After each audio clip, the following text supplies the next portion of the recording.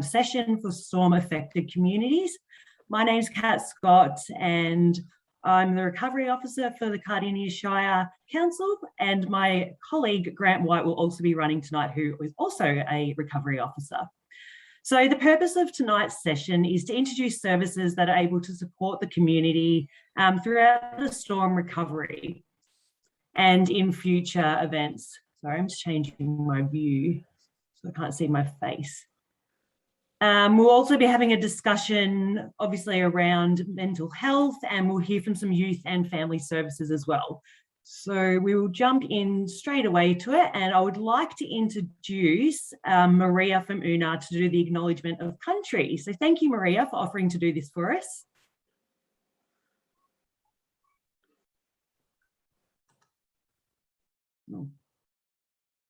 Be an idea if I unmuted myself. Thank you, Kat. I was going to say, no, unmute.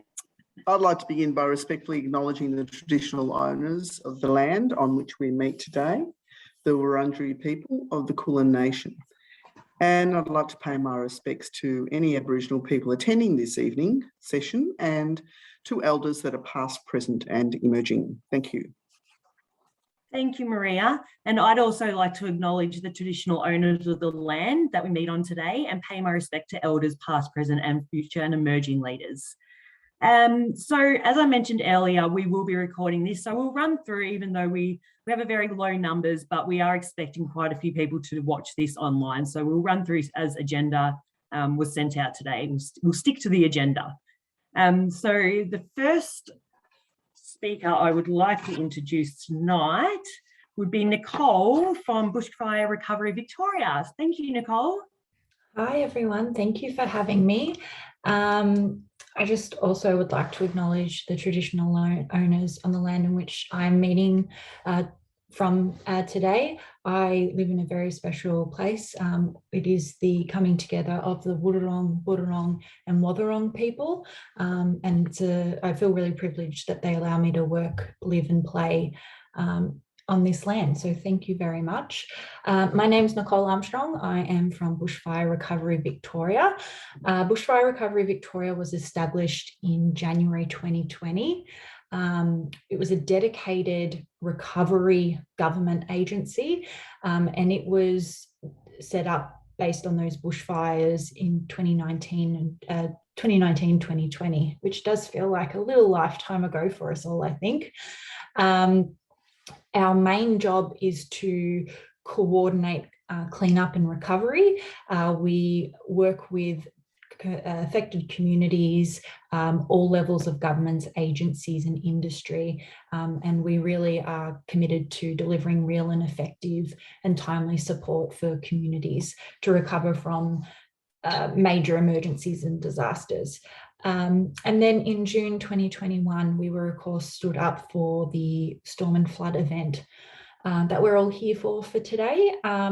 So that's a little bit about who Bushfire Recovery is. During the storm event in the recovery, we have stood up what's called the BRV Residential Cleanup Program.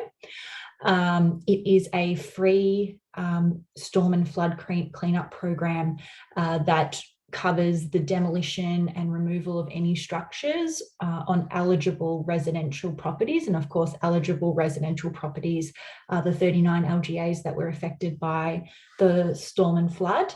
The program will also remove hazardous trees such as dangerous materials that pose such as trees that pose a threat to property or work crews, as well as any vehicles that were damaged beyond repair. So this program is voluntary, it's an opt-in, it's free of charge, and eligible and open to all eligible property owners. Registrations for the program, and I'll put it in the chat after I finish speaking, can be found at brv.vic.gov.au. I would just like to let you know that in 11 days, the program will close its registration. So that's the 31st of October. So we really encourage everyone to register. That way you're in the system and we can, come out to you and have a look and discuss kind of, I guess, your options. But basically what happens is you register. It's a really easy form. Within 24 hours, someone from BRV will give you a call and do a more detailed questionnaire just to find out what's happening on your property.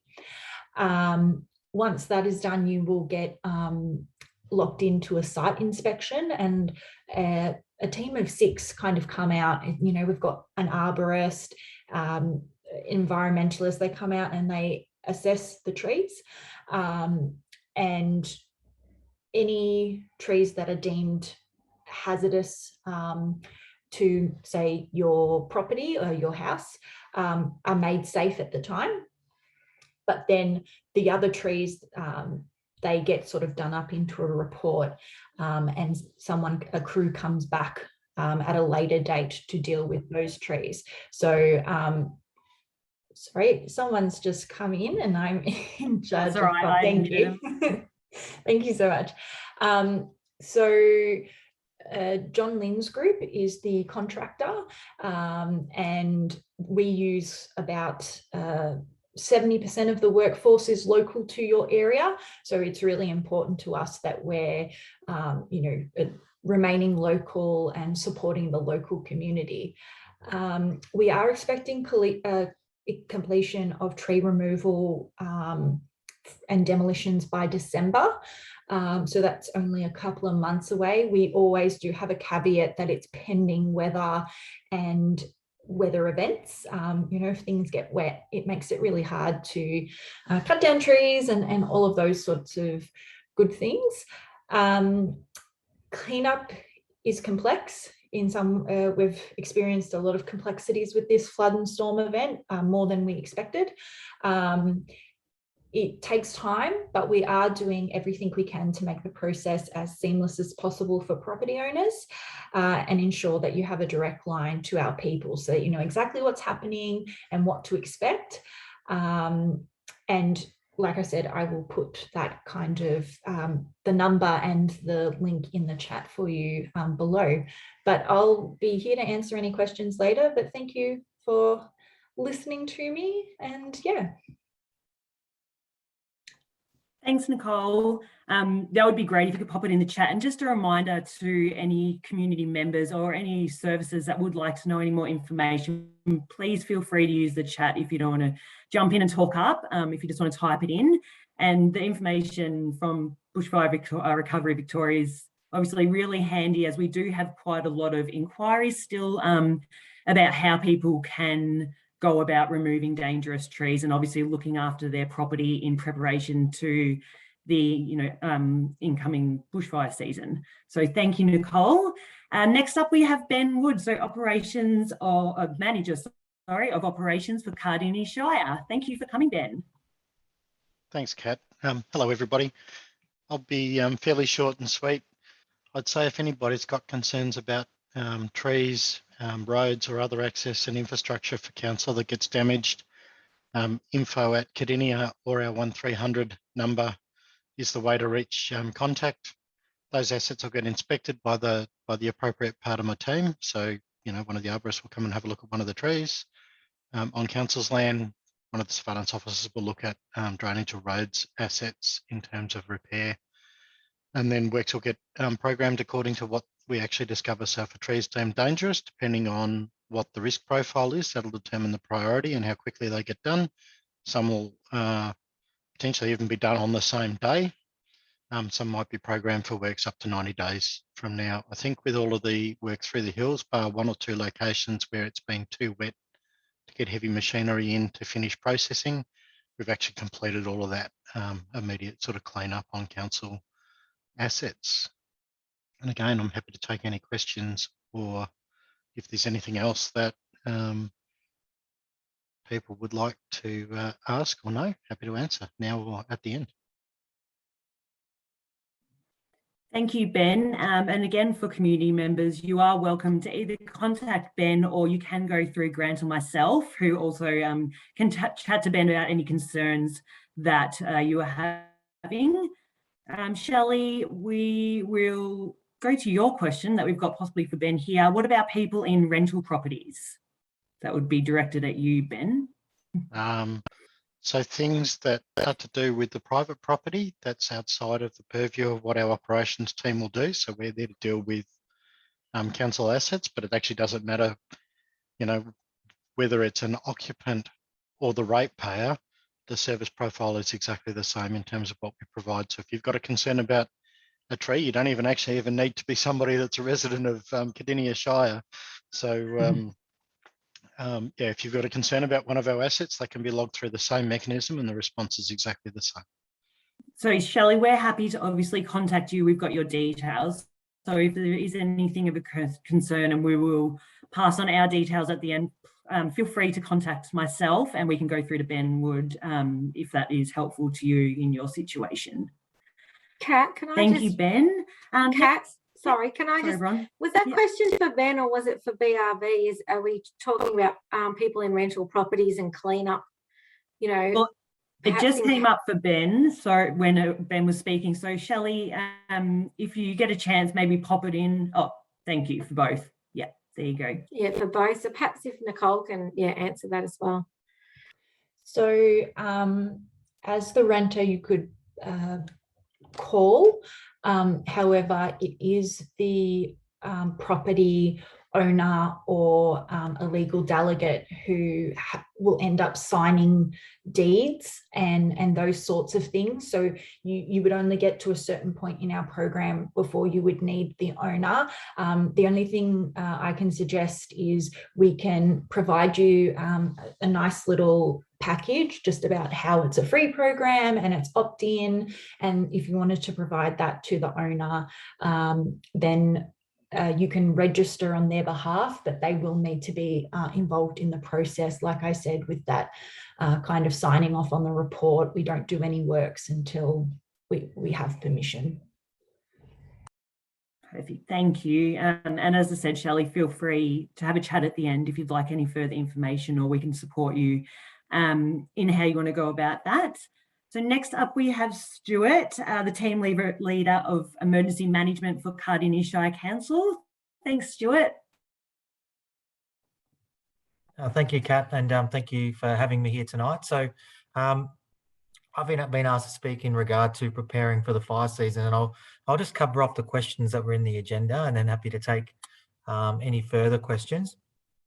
But I can see a lot of the prompts here in regard to getting ready for the fire season, around fallen vegetation, fire prevention, those kind of things. So as we move into the fire season, I guess it's still, even though in the storm affected area, still all the standard mitigations still apply. So the first thing I would say to any resident who lives in the hills area is, one, have a fire plan.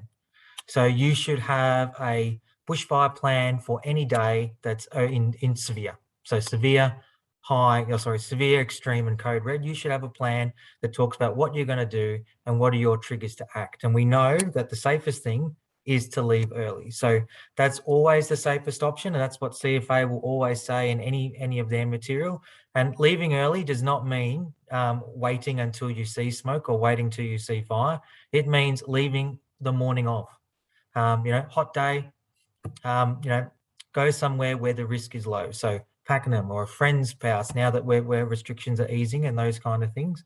And it's important to remember that regardless of any COVID restriction, they do not apply in an emergency. So you will never be fined, you will never be arrested, you will never be picked up by the police for doing anything in regard to emergency, be it going to a safe area, all those kind of things. That's really key. So first thing I'd say, have a fire plan.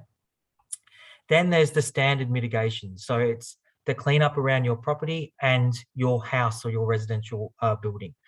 So it's the standard thing. So we've had the storm, so you're probably going to have excess leaf build-up on your roof and in your gutters, making sure you clean those up. Removing any flammable material from around the house. So if you've got the wood pile from winter, all those kind of things, you've got the straw mat or any of those sort of flammable objects that you can remove from around the house within a 10-metre area around the house is a really good idea to reduce that risk of direct flame contact from those items. And then around the general property, it's about maintaining the fine fuels. So when we're talking about fine fuels, we're talking about grass, leaves, twigs. they're the things that are going to really influence if a fire will spread, the rate of spread, and also the risk of a fire occurring. So with those things, it's, keep your lawns low. So regular cut around the property, where applicable, is probably the key thing. Now, I know there's been a lot of questions and a lot of concern around fallen logs or fallen trees and those kind of things. Now, those kind of fields don't really contribute to fire behaviour in the initial phase. So for a branch or for a large log or a trunk to burn, you have to actually have fire in the landscape for it to burn. So it doesn't actually really increase the overall risk. So with those items, the best advice is, if you can't get them removed or cleaned up before the summer season, make sure all the fine fuels from around those objects are gone. So make sure the grass is low, clean up around them, make sure, you haven't got a big pile of them, so where, embers and things can get in and then catch fire. So it's about limiting the risk to those objects so that fire can't impinge on them and then they would catch fire. So I really want to stress, I don't want people too worried about large logs or trees that are on the ground. They don't present in the greater scheme of things an overall risk. It's more those fine fuels that we need to worry about. In regard to fire prevention notices, so council officers starting from December will be inspecting all across the Shire, and the areas that we focus on are areas that the CFA deems are an extreme risk, and a number of those areas in the hills. And what that means is council officers will do a drive-by of properties, doing a general assessment. Then when they need to, they'll make a closer assessment. And then where required, we'll issue a notice to that property owner that we ask them to do works. So those works usually relate to grass. So we would ask them to cut the grass on a whole block, cut a fire break, cut around the property perimeter, cut a fire break around certain assets. So it's never going to be around remove that giant tree trunk on the ground, because as I said, that doesn't really pose a risk. So as long as you're doing those normal things that you would normally do, the chances of you getting a fire prevention notice are very small.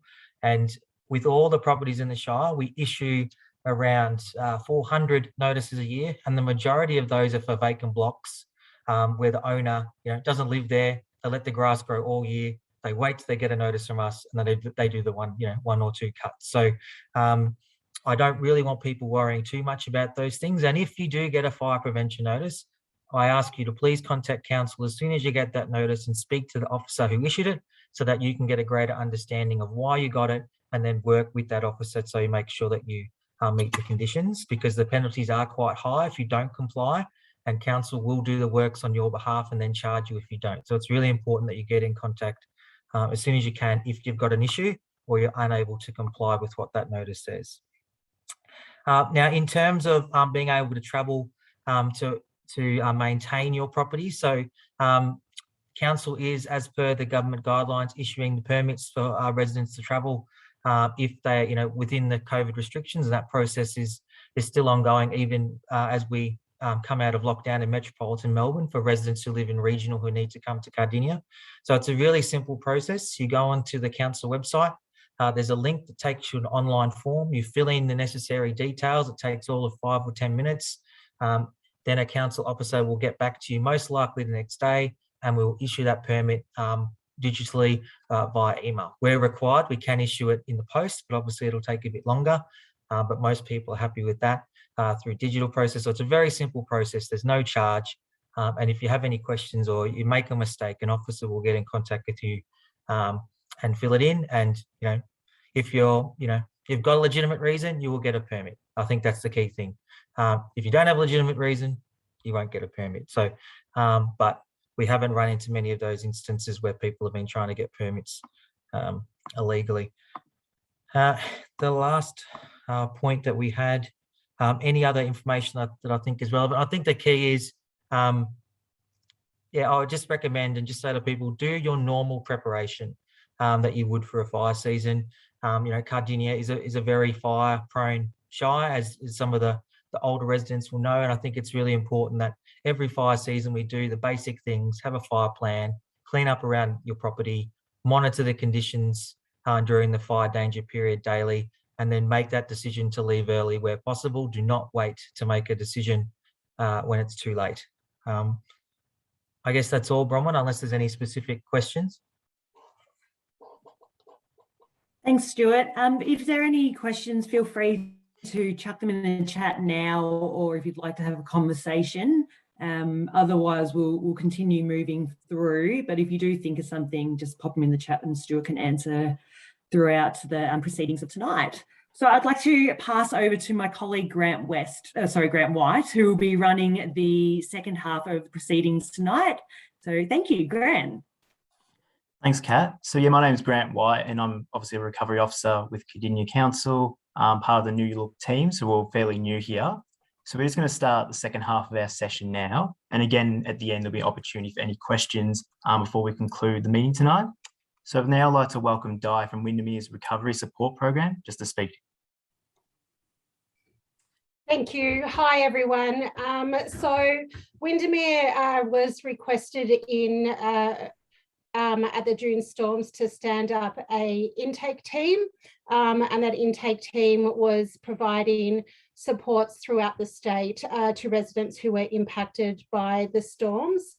The role of Windemere is to directly contact and engage with residents who have been storm impacted to find out what their needs and any risks that they currently may have, and then refer them on to ongoing long-term recovery supports.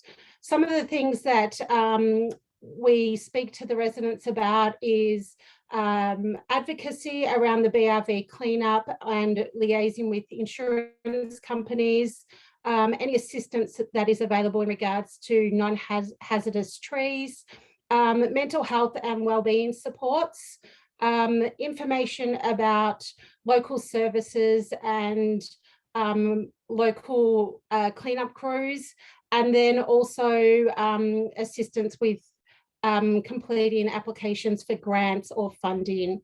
So the easiest way to reach out to us is through the 1-800 number, so 1-800-560-760. I'll pop that into the chat. You'll come through and you'll speak to an intake worker, and then they'll assess all of your needs and then ensure that you're linked in to an individualized support person who will assist you to meet those needs. So there's no cost for this particular program. It's funded through both the federal government, the Commonwealth and state government. If you have previously linked in with us and haven't heard from anyone from one of the agencies, easiest thing is to call that 1-800 number and we will look at your case and refer to an agency if necessary. Or you can also contact us through email. I'll pop that information all in the chat as well.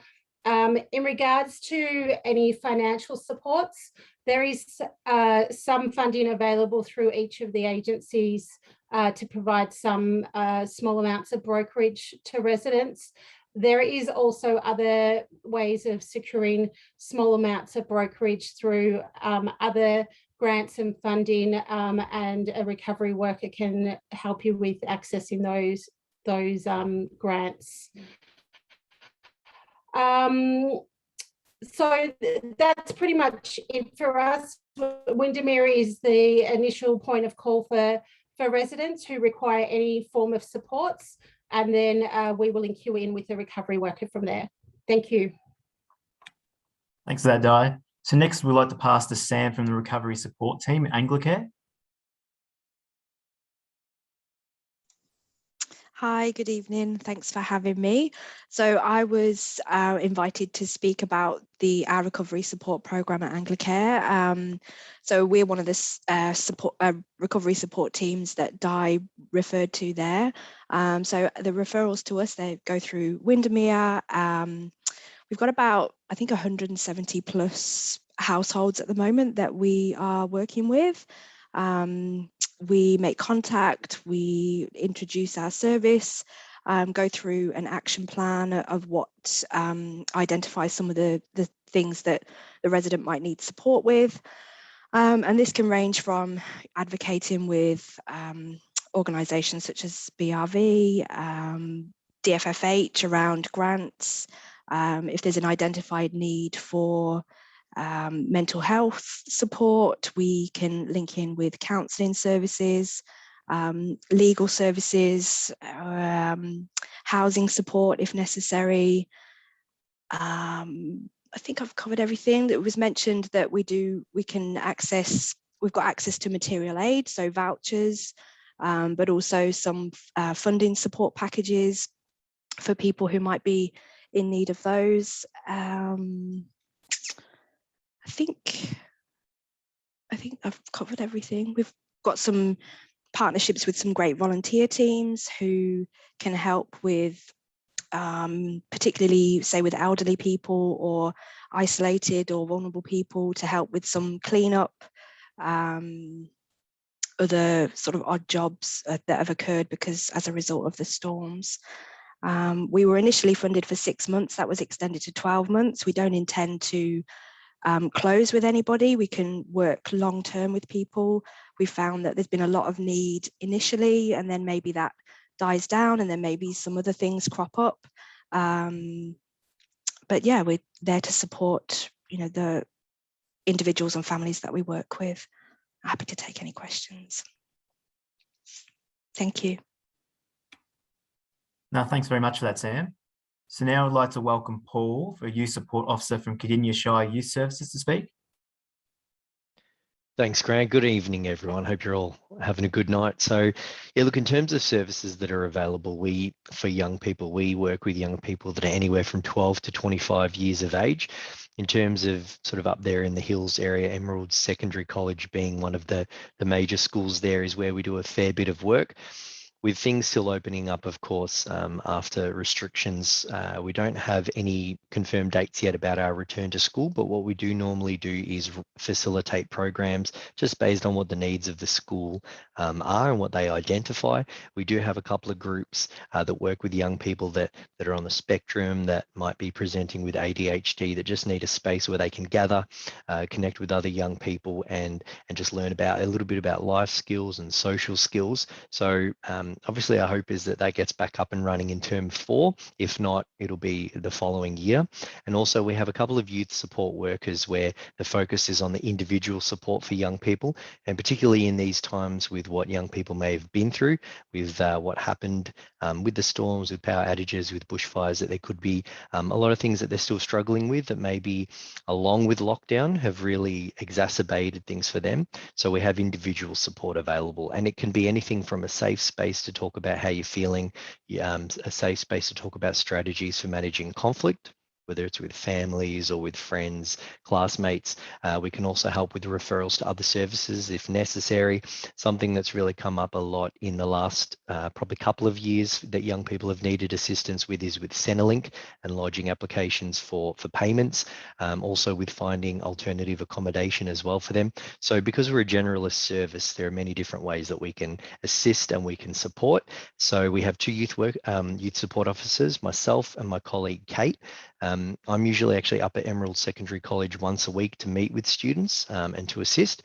We're getting a little bit creative at the moment, obviously with restrictions still in place. So what we're doing, for example, is bringing students into the Wellbeing Centre, where they are then in a room by themselves and they can bring up their computer and do a Zoom video call like this as part of their session. So obviously just trying to stay creative in keeping them connected.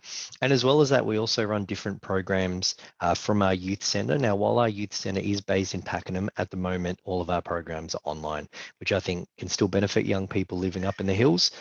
So we have different groups for different ages.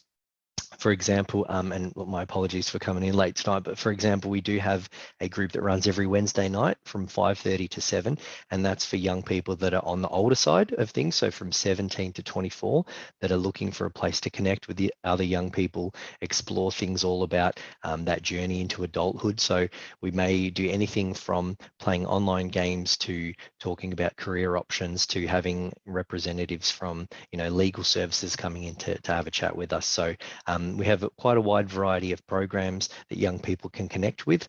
And we also have a special, I'll just bring up the flyer and Kat will be able to share this as well if people are interested, but we do have a pop-up online program actually happening next Tuesday between 3:30 and 4:30. And this is aimed for young people aged 12 to 17 years of age. And this will be a great opportunity for young people to just, I guess, switch off from maybe the worries, the stresses, what's happening, and to just gather with the other young people and play all different online games, get to know one another and connect with people.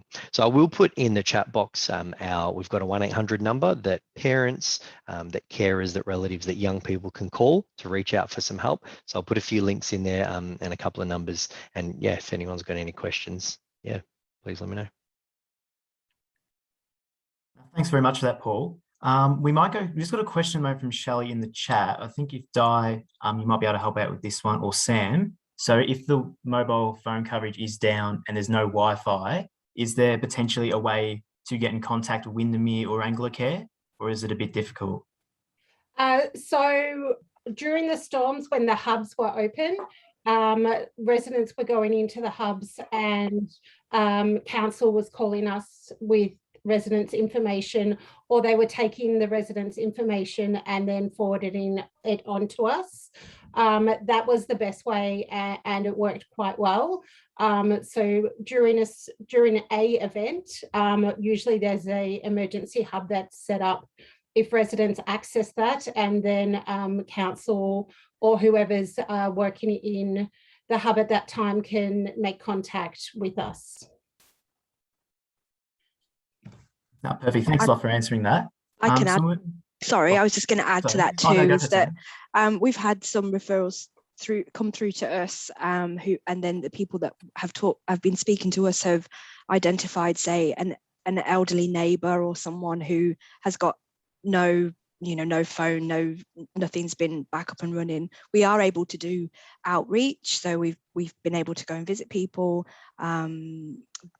Next door neighbours have supported people to make a call to us and stuff like that. So we try and get creative about how to access people and how people can access us.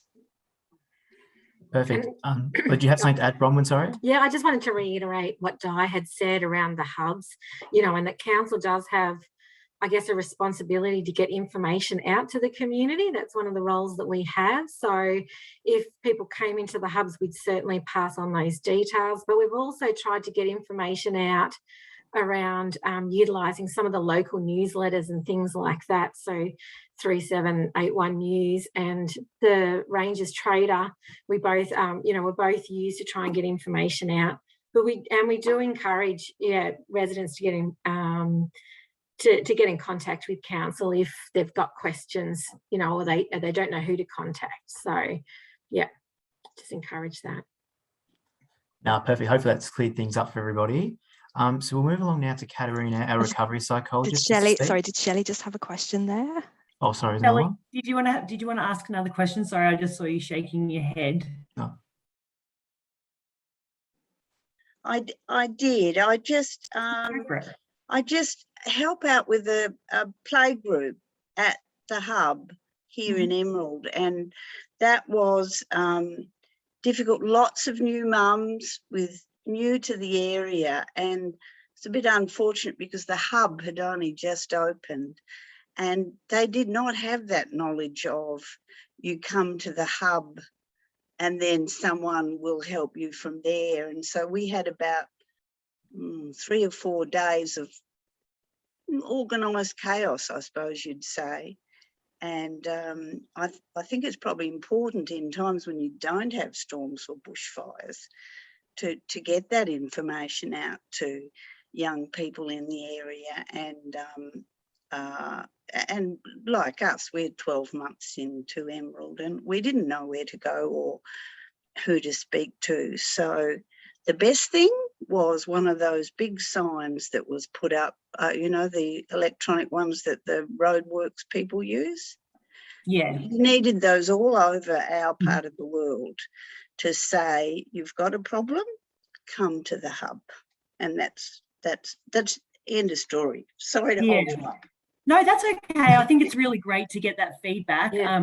We're definitely, obviously, I guess we learn as well during our role as recovery officers. So it is great to hear that from community members, and we are looking at, which will go into more engagement with the community and to find out obviously what they'd like to see in the future if these things are to happen again. So that's something that we are really focusing on in the next 12 months. So comments and feedbacks like yours is really valuable to the program. So thank you. And we'll definitely take that on board and continue to work out how we can engage with both Emerald and Cockatoo to make sure that everyone sort of has their own central hub where they know where to find information and where to come to, and even get, you know, outreach services such as Sam and Di. So thank you for that. That's fine. The good thing was that Telstra realised, or in the NBN, that when you have a storm like that and it knocks out all your little green boxes at the end of the street, as a society, we're absolutely lost. Yes. And we were for 4 or 5 days. Yeah, absolutely. So yeah, I guess it's really for all of us as services to remember that and work out how we can, in times where you can't contact people, make sure that you do have those places to go, and everyone knows it, because as you're saying, it's a bit of a, you know, touch and go when people are just moved in, or they're a younger generation that may not know. So we will definitely take that on board. So thank you for that question. And feel free to contact us, you know, if you want to continue to talk about that. We're happy to chat further about it. But thank you. Grant, I'll pass back to you. Yeah, definitely. Thanks a lot for the feedback. We really appreciate it, because at least we know how we can help out and what we can improve going forward. So thanks a lot for that, Shelley. We really appreciate it. So we'll move back along to Katerina, our recovery psychologist. If you'd like to speak when you're ready. Just unmuting. There we go. Yes, thank you for inviting me to the forum, and I guess I'll just explain that maybe because in my role as a psychologist, I've had a couple of times when I've worked in disaster recovery with the Black Saturday fires and the Bunyip complex fires. So I've been given some great talking points, so I'll just go on to those. And first up is how to sort of keep in mind and cater to the mental health and wellbeing needs during a recovery time from a disaster. And there's just a few things I'd like to share that's part of, you know, a lot of literature that you might also find online now, as well as partly based on my own experience of working in this area. So recovery from an event that's caused a lot of damage or loss or been quite scary is likely to take time. So it is a bit of a journey of recovery rather than a quick thing you can get done as quick as possible, often. And what it means for each person is different. So it is helpful just to think for yourself, what can you identify that you might need in your recovery journey? And it is like, it's great to be a part of a forum today where we're talking about the whole range of things we need to face, because it is a real mix of practical and emotional challenges, and you can't necessarily, you know, pay attention to your practical challenges and your emotional health challenges at the same time. So it can be a juggling act. In the first instance, finding safety and security and meeting basic needs is, of course, the most important thing. So that's often a focus initially, or if you're lacking in those, it's hard to do any additional work or pursue additional things if you don't have that safety and, you know, a comfortable home environment and your various other needs met.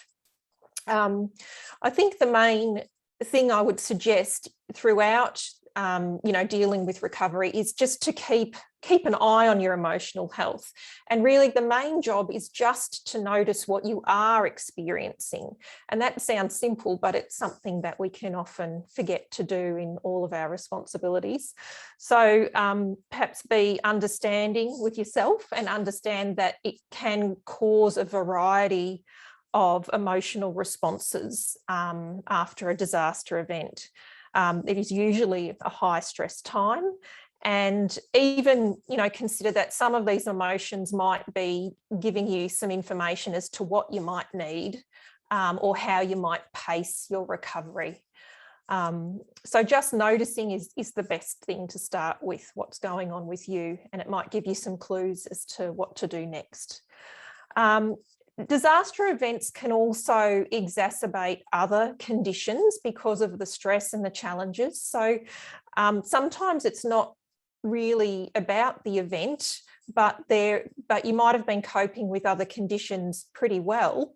But the stress of the event causes a re-emergence of various physical or mental health conditions. So sometimes they are the things that require attention in these periods of time.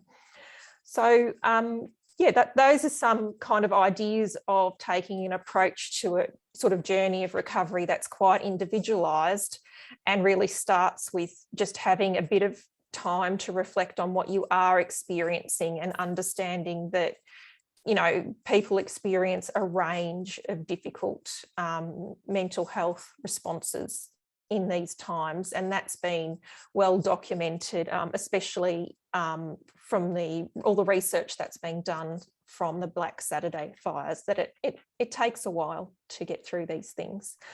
I've got a few kind of ideas I've put together that's consistent with a lot of literature you'll find online as well for a disaster recovery sort of toolkit.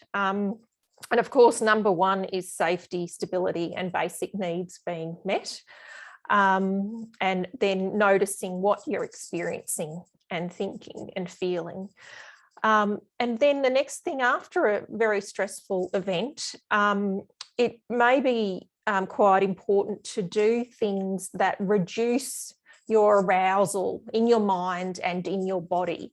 And that, again, might be different for everyone, but often relaxation type activities, mindfulness activities, or just enjoyable and pleasant activities. So there's a range of things that you can connect with in terms of your mindfulness or relaxation, breath work, or, you know, but it might be for you that, you know, going for a walk or going fishing or doing a bit of yoga or something like that is your way of reducing that arousal. But you're going to need to do more of that if you've experienced a significantly stressful event, and you're going to need to do it for a while, like weeks or months, rather than just a day or two as well. So that's why when our arousal is very high, we can experience sleep disruption sometimes and things like that. And the best we can do is just make sure we're caring for ourselves. And it might even be that sometimes we need to do some of those things so we can sort of reduce our arousal, fill up our fuel tank, and then be able to deal with repairs or calling an insurance company or something like that. We kind of need to give ourselves a break and recharge before we take on those tasks that can be stressful. Another thing to remember is to give yourself time and realistic expectations, because it just, yeah, it's a lot of extra work often to do, a lot of extra practical things to do, and a lot of emotional work as well to find your way through these things. Definitely prioritise some regular activities that make you feel good. And sometimes those are the things we don't do when we feel overwhelmed, but we really need to keep doing them because they do fill up your fuel tank and let you then get on with the things you need to get on with. There's some things that can really help that we know about from the literature, such as being connected to community. People recover better when they're more connected to community. So finding the right bit of community for you to connect with and staying in contact, even though sometimes you might not feel like it or you might feel a bit overwhelmed, is a really helpful thing. Seek services as needed. And if you're having trauma reactions that are persistent and disruptive, it is important to seek trauma-specific treatment. And it generally is very helpful. So it can be a very helpful thing to do that. I've got some comments about when it could be really important to seek out mental health services. So these are at times when, things aren't going well. So that could mean having a severely depressed mood, engaging in behaviours that might be a bit harmful, or having thoughts around suicide or anything like that. It's always important to reach out to services if things like that are not going well. If you're experiencing any other big changes in behaviours and distress, that might be a time to reach out as well. Or if weeks and months have gone by and you're not able to return to your normal activities, that might be the time that it becomes clear that it's important to reach out to address your mental health needs. And also, if you're just not thriving or not satisfied, it's a good idea to consult with some mental health supports, some clinicians, and make sure you've got the resources you need to do well and to thrive even. So those are ideas about when it might be important to reach out, and as well as using the resources that are specifically in our area for this kind of issue through Windemere and bushfire recovery and Anglicare. That's been great to hear about tonight. There are a range of other services, and find one that is the right fit for you. There's a lot of demand on services currently, more than ever before due to the pandemic, but it is still worth continuing to keep researching and looking for those services that suit your needs the best. I've got a few suggestions to just put in the chat. So the range, it's only a few suggestions. It's not all the services that are available, but it's just if you're seeking some services, they can be a place to start. So thank you for having me on this forum today. So thanks so much, Val. I really appreciate that. So last and not least, I'd like to welcome Maria from Oona to speak. Thanks, Grant. Our organisation, Oona, is actually a recovery support team, and we work specifically with Indigenous and Aboriginal communities. So we're based out in Healesville, and we've been working with community that have been impacted by the storms, etc., out there at Healesville. So, and we've been asked to also work within the townships of Cardinia. So this is sort of a bit of a call out to anyone who is from the Aboriginal community who is living in this area, who was storm impacted. By all means, to contact us. I'll put my number and contact details in the chat in a minute. We undertake the same sort of things really as what Anglicare does. We're there to support people through a bit of a registration. We'll work out with them. We do a bit of a care plan with them. We do an action plan. We find out what's happening with them within their family, within their immediate, and what their immediate needs are. We're able to help them out in terms of some immediate assistance, either with food, because we have a food security program. So we link most of our community members that have gone through some repercussions or issues with the storm, and we link them through to most of our programs. And our programs are both physical programs where we try to engage community and bring them in.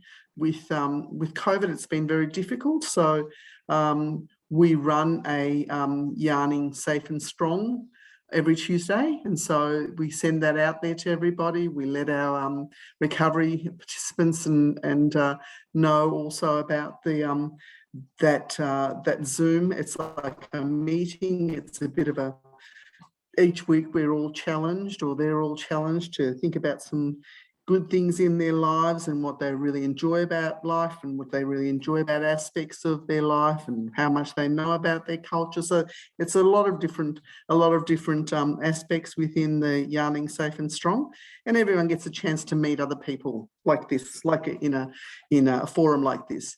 And plus we link them on to, at Oona, we have services such as a youth group. So we connect with young people with our youth group. We then also connect people through coming along to our food security program, but also onto our outreach group. And our outreach group consists of social and emotional wellbeing workers. We also have a counsellor on board. We have an alcohol and drug worker. We have a step care worker, which is similar to Head for Help. We have access to a lot of our partners who are in the clinical health area of work, such as Access Health and Inspiro and Eastern Health. And so we work closely with a lot of them to actually refer some of our participants of the bushfire recovery onto them. So that's basically what we do at Oona, a little bit of that and a lot more. So if anyone, I'll put all our details in the chat. And again, if anyone is, and I think I've tried from initially when we were asked if we could do the recovery of the storm. I did go around and put a whole lot of flyers, etc., around the townships of Gembrook and Cockatoo and Emerald, in case we could pick some Aboriginal families up that are living out this way that were storm affected. But I've not encountered any yet, but they may be out there. You never know.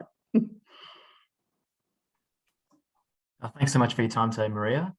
Thank you, Grant. Thanks for inviting me to come along. Oh, you're very welcome. Thank you. So just last, I'll sort of touch a bit about rates because I think some members in the community may have questions regarding that. So we understand some people will have these questions about rate deferrals as well. So if you're having any trouble paying your rates, you can head to our website for more information around payment plans, short-term deferrals, or submitting financial hardship applications.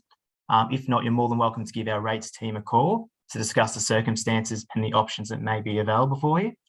If not, you're more than welcome to contact us through the recovery team, so myself or Kat, if you had any questions at all regarding rates, and we can pass them on for you and make sure they're all followed up. So just sort of lastly tonight, we'll just sort of go over us in the recovery team if anyone did have any questions going forward. So like I said, we are quite a new team and it consists of myself, Kat and Bronwyn, who are all here tonight. So hopefully now that restrictions are thankfully easing across metropolitan Melbourne, we'll have a bit more freedom to move around in the community, and especially through the Emerald, Avensley and Cockatoo communities. So we'll have a greater presence around the storm affected communities, whether it be at the Hills Hub in Emerald or Cockatoo Community House. So if you have any questions at all and you see us and you know we're around, feel free to have a chat to us. We'd love to hear some feedback from yourselves as we go forward with some of the plans we have in place. So definitely get in contact with us either through, if you see us in person, or we'll have our email address and contact details up as well. So that pretty much concludes for tonight. Were there any other questions at all that anyone had, or anything extra someone might like to add tonight?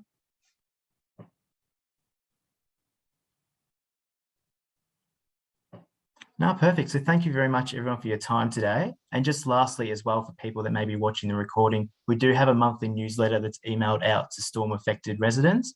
So if you're not currently receiving that, please get in contact with us and we can make sure that we're sending it out to you. And as you can see up on the screen there, that's just our contact details. So recovery@cardinia.vic.gov.au. If you did have any questions for us in the recovery team, then we'd be happy to help out. So yes, thank you everyone again for your time today. Greatly appreciate it, and hopefully it was beneficial. There was no other questions at all today. Shelley, you didn't have anything else you'd like to add?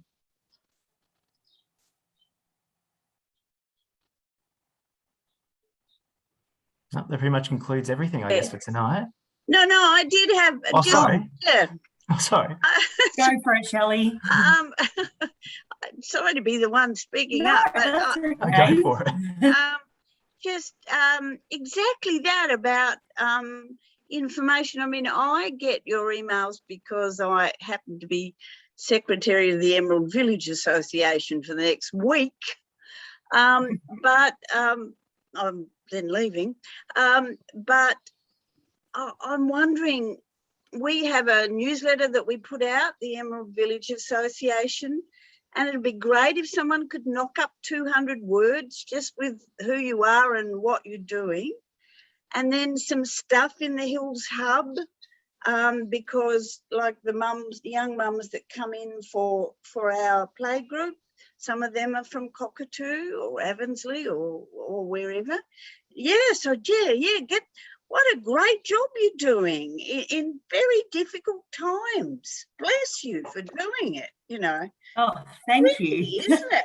I think, Tricky. I think that, and like what you said before, Shelley, it's really important now that restrictions are somewhat easing, that we will have that presence in Emerald, Avonsley and Cockatoo, and that's where we're sort of at the moment, making sure that in the next coming weeks that we will be sitting back at the Hills Hub.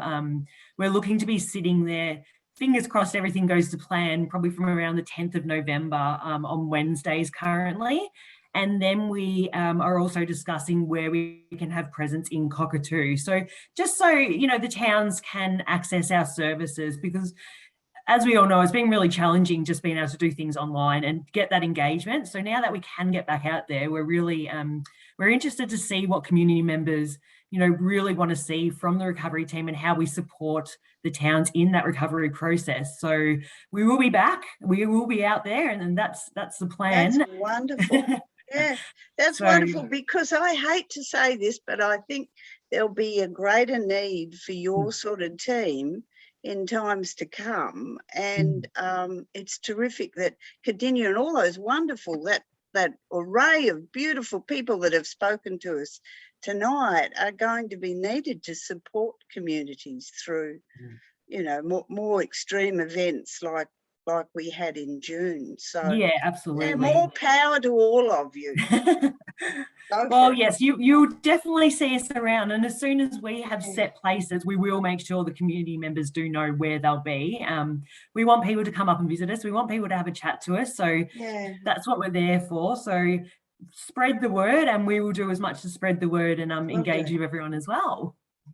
But thank you for all your feedback as well. It's been really valuable for us. Thank you, Shelley. We really appreciate it. It's been great. No worries. Always opening my big mouth and putting my foot in it. No, we love that. And you've got our email, so you feel free to contact us at any stage for anything else you'd like to know and any other feedback that you have, because it is very valuable to our program.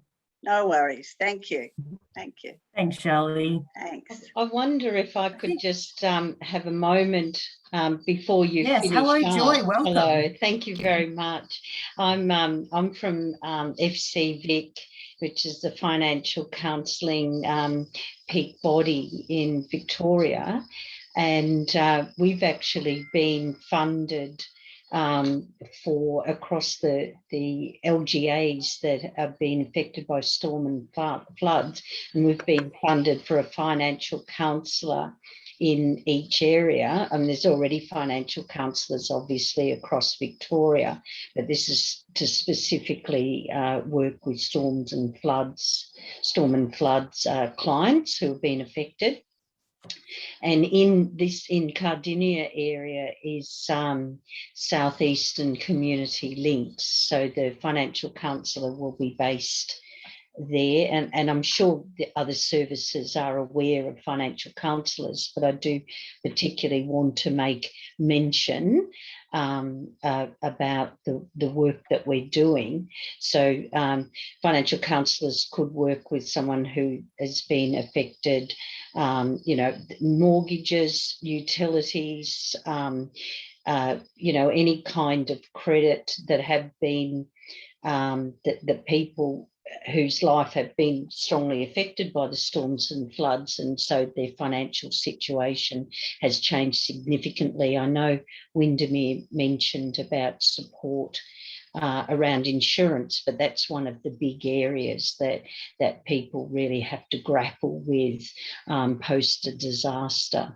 We also have financial counsellors in the bushfire recovery program as well. So I just wanted to put that in, that Southeastern Community Links would be, there'd be a financial counsellor based there to work specifically with people affected by storms and floods.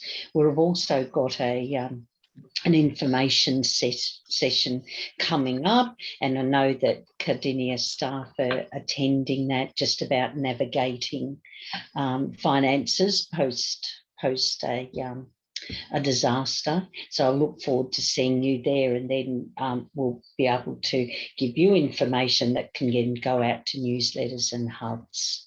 So I appreciate that opportunity to just mention financial counselling and to be able to attend this very informative meeting tonight. Thank you. Thanks, Joy. Thanks I think very much, Joy. With your training that you just mentioned as well, I think it's important to mention to other services that you're running quite a few sessions as well. So if you can't jump onto one that's directed at Cardinia, for example, you can hop onto the other ones. So even if you pop it in the chat, maybe Joyce, so people can talk to you if they're interested in coming on board. But your information is very valuable, and even with what Katarina was saying, how we're sort of, you know, everyone's so overwhelmed, even insurance, and that it takes a lot to sort of grasp what's going on. So they do slightly link together, and we do have a lot of people still dealing, you know, with the ongoing battles of working with their insurance companies and how do we navigate that system. So yeah, both of that information is really valuable. That's right. So and it's not only just the here and now, it's also, you know, you work with people for quite a long period of time. Somebody might come, you know, 6 months, 12 months after the event and need support to navigate all that. But as you say, the insurance is the big ones. The absolutely. Under insurance often is an issue. Yeah, and it's definitely a lot of the residents are still going through that. So it's very important for us as services, I believe, to share financial counselling and where they can go just to get that added support along with all the other services. So thank you, much appreciated the information. Thank you. And yeah, so Joy's also put in the chat so anyone can contact her regarding that training. So thanks, Joy. Do we have any other questions, any comments? Anything for the night? No, I think that's it. I think that will wrap it up. Thank you, everyone. We much appreciate you all coming along. I know it's a bit of a late night, but so it's really great that you all jumped on. And as we said, this will be recorded, so it will be uploaded to council website so community members can get in touch with any of you guys regarding the information that you've given tonight. But again, much appreciated. So thank you and enjoy what is left of the night. Thank you very much, Thanks, everyone. everyone. Thank you. Good night. Good night.